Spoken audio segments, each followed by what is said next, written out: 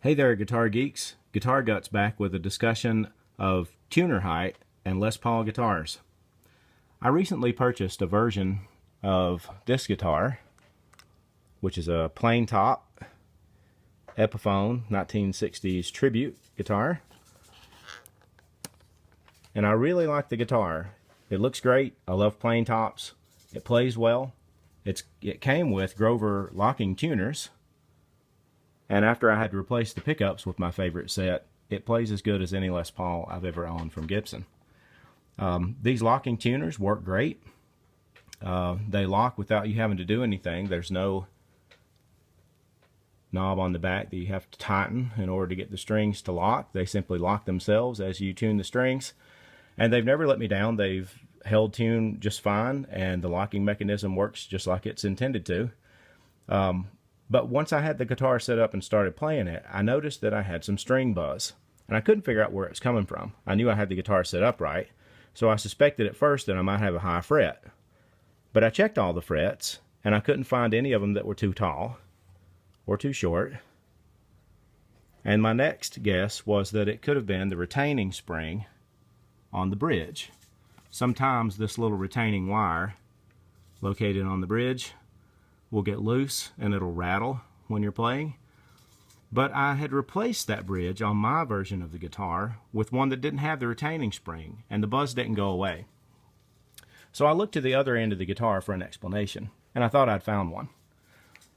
The Grover locking tuners are really tall compared to a normal Rotomatic tuner. The post is quite tall, and on these first two, the high E and the low E, the string angle coming over the nut was at such a shallow pitch that it wasn't enough break to keep the string from rattling in the slot. It was too shallow. The back strings didn't have that problem because they traveled further and went down in elevation as they went backwards, and that solved the problem for those four strings. But these two front ones were the ones I was having the trouble with. I suspected that, and I wanted to test it, and so when I replaced the strings the next time, I simply wound a little bit extra string on down the post toward the bottom, which increased the angle over the nut, and sure enough, the problem went away.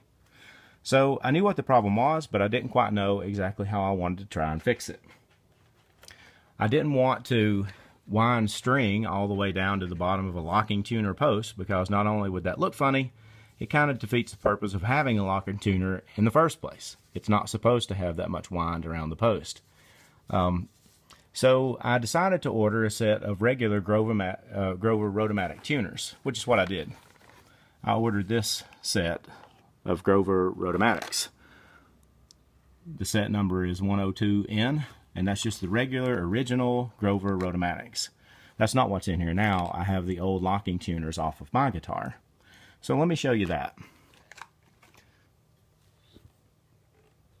On my guitar, I have the originals installed, and as you can tell, they are way shorter than those locking tuners that came with the guitar.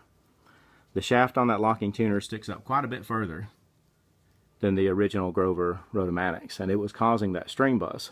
And while I like the convenience of having the locking mechanism in there, the string buzz was driving me crazy. So I installed these, and I was happy with them for a while, but then I began to notice that the string tension wasn't as slinky and loose as it used to be. The guitar was simply harder to play, and at first I thought it might be old strings, but I replaced them with the gauge that I usually use, and it just felt a little stiffer, a little less slinky than it did before I had replaced those tuners. Now, I already knew that on the other end of the guitar, if you have too steep of an angle coming from the bridge down to the tailpiece, it can increase string tension and make for a more difficult playing guitar. If you have a little less angle coming up toward the bridge, a little shallower angle, it makes for a slinkier, easier playing guitar. And I suspected that that's what was going on with these tuners.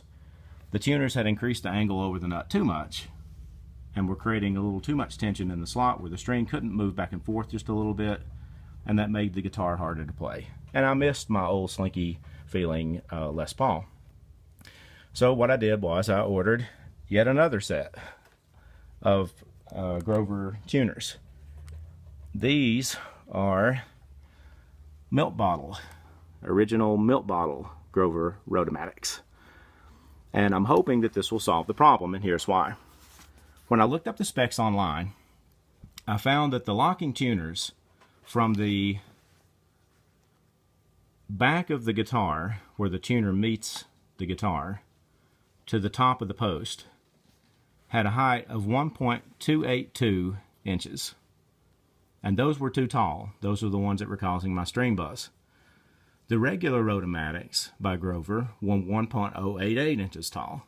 And those were so short that it was causing increased string tension and making the guitar harder to play.